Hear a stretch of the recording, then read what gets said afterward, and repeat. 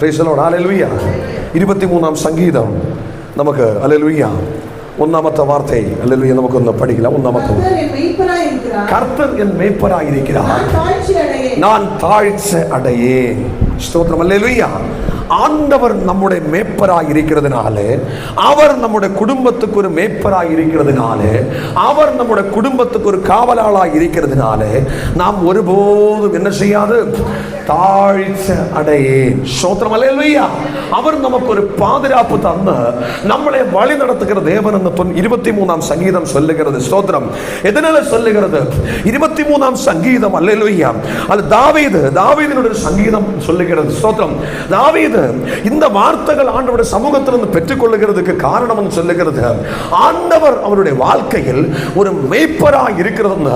அவர் வனாந்தரத்தில் உட்கார்ந்திருக்கிற நேரத்தில் அவன் கரெக்டா ருசிச்ச வாழ்க்கை வனாந்தரத்துக்கு ஏற்றபடி போய்கொண்டிருக்கிற நேரத்தில் தாவீது எனக்கு சொல்லுகிறது, தாவீது சொல்லுகிறது, கர்த்தர் எனக்கு மேய்ப்பராக இருக்கிறார். வாழ்க்கை வனாந்தரத்துக்கு ஏற்றபடி வந்துடுச்சு. அல்லேலூயா. ஸ்தோத்திரம்.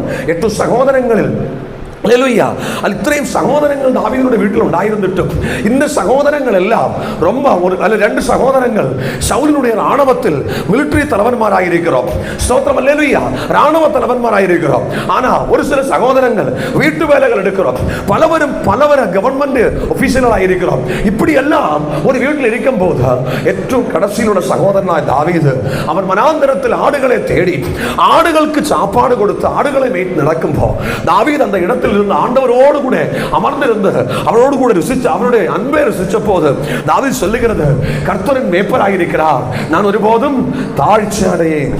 பிரச்சனைகள் வரும்போது, பிரயாசங்கள் வரும்போது எந்த மனுஷன் ஆண்டவருடைய சமூகத்தில் அமர்ந்திருக்கிறையோ அவன் ஒருபோதும் என்ன செய்ய மாட்டார்? தாக்கப்படாது என்று, அவன் ஒருபோது கைவிடப்படாது என்று தாவீது நமக்கு ஒரு உத்தம அடையாளமாக இருக்கிறோம். அல்லேலூயா. கர்த்தரின் மேய்ப்பராய் இருக்கிறார், நான் ஒருபோதும் தாழ்ச்சி அடையேன். அடுத்த வசனம் படிங்களா? அவர் என்னை புல்லுள்ள இடங்களில் மேய்க்கும். ஸ்தோத்திரம். ஹல்லேலூயா. எதனால நாம் தாழ்ச்சி அடையாது? நாம் வாழ்க்கையை ருசிக்க வேண்டும். ஆண்டவரை அன்றிக் கொண்டிருக்கிற தேவனுடைய பிள்ளையுடைய வாழ்க்கை புல்லுள்ள இடங்களில் அவன் மேய்த்து நடத்தும். புல்லுள்ள இடங்களில் நம்மளை மேய்த்து அமர்ந்த தண்ணீருக்குள்ளாடி நம்மளை என்ன செய்வாரு? அவர் கொண்டு போயிடுவாரு. புல்லுள்ள ஒரு அவசரம் வாழ்க்கையில் ஒரு செழிப்பு. அல்லது ஒரு இடத்தில் 2-3 மாடுகள் இருந்தால், ஆடு மாடுகள் இருந்தால் ஆடு மாடுகளுக்கு புல்லுள்ள இடம் தேவை. ஸ்தோத்திரம். ஹல்லேலூயா. அதே போல தாவீது சொல்லுகிறது, நான் என்னுடைய ஆடுகளை எங்க கொண்டு நிறுத்தியால் தேவன் என்ன செய்கிறார்? புல்லுள்ள இடங்கள் என்ன செய்கிறார்? நடத்தி கொண்டிருக்கிறார். அப்போ தாவீதினுடைய வாழ்க்கையில் என்ன நடந்துருச்சு? எல்லா ஏரியாவிலும் என்ன நடந்துருச்சு? புல்லுள்ள ஒரு அவஸ்தை, அமர்ந்த தண்ணீர் அன்றை அமர்ந்த ஒரு அவஸ்தா. தண்ணீர் அமர்ந்த தண்ணீருக்குள்ளாடி அவனுக்கு முன்னாடி இருக்கிற தண்ணீர்கள் தெளித்தண்ணீராயிருக்கிறது, ஒரு அமர்ந்த தண்ணீராயிருக்கிறது.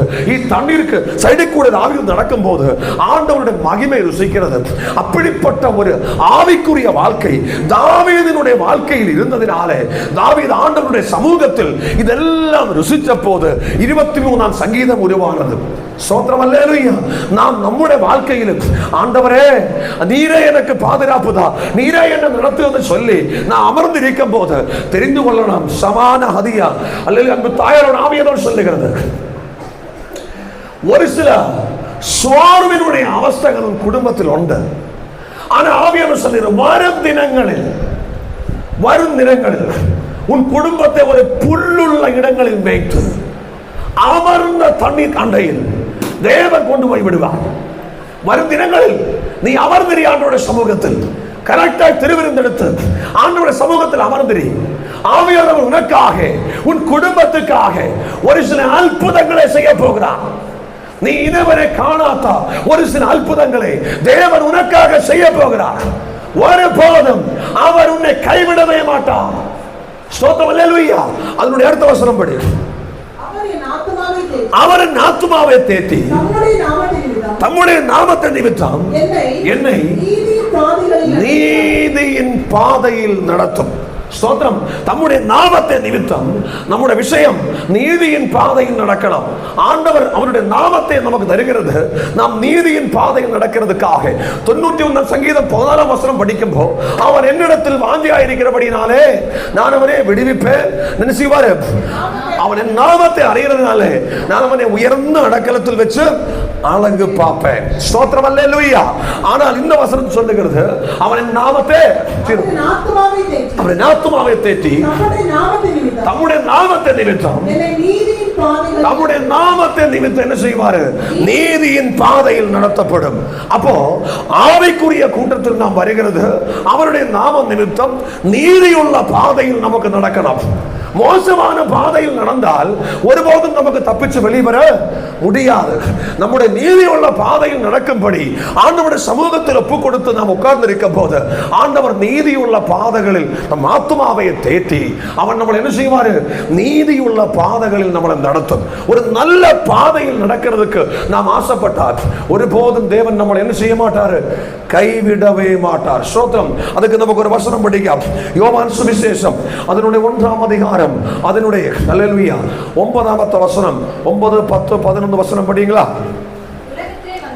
உலகத்திலே வந்து எந்த மனுஷனையும் பிரகாசிப்பிக்கிறார் ஒளியே அந்த மெய்யான ஒளி அவர் உலகத்தில் இருந்தார்.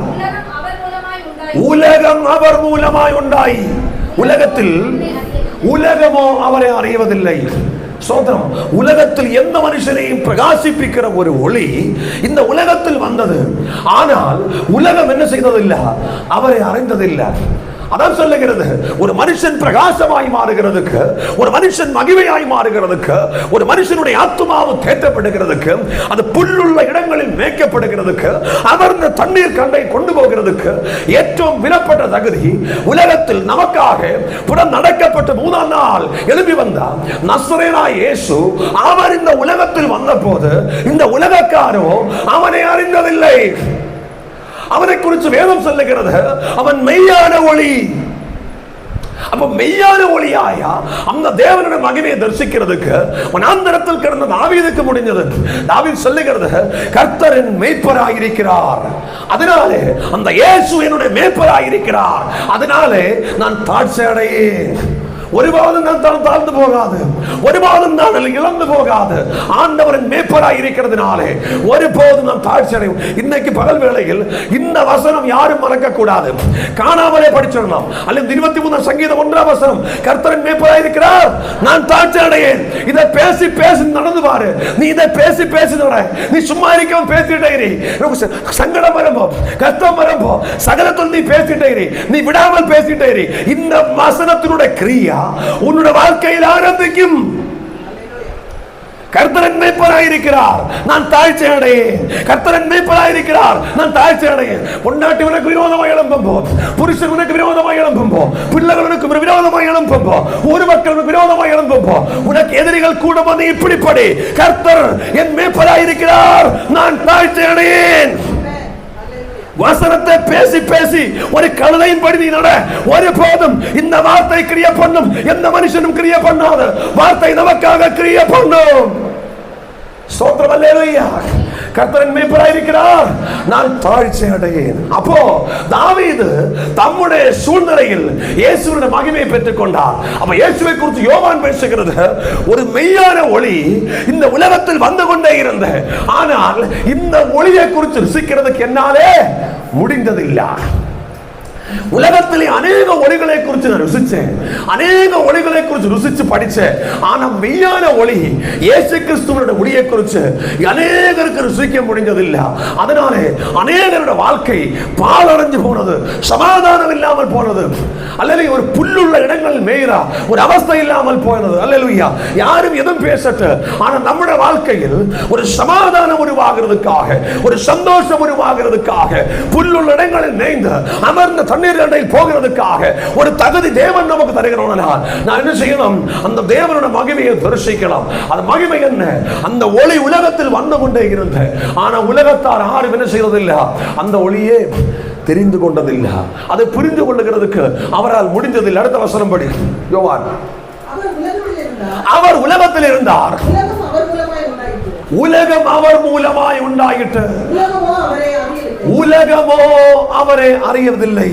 உலகத்தில் அவர் உண்டாயிருந்தது, ஆனா உலகத்துக்கு அவனே புரியாமல் இருந்தது. ஸ்தோத்திரம் அல்லேலூயா.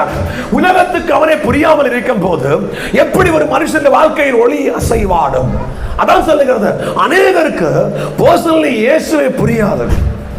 இயேசுவே இயேசுவே என்று கூப்பிடுகிறார், ஆனா பிரச்சனை மரப கத்தி கதறுகிறார். இயேசுவின் நாமத்தினாலே பிரச்சனை மரப கத்தி கதறுகிறார், ஆனால் இயேசுவை உறுதியாய் மக்களுக்கு புரியவில்லை.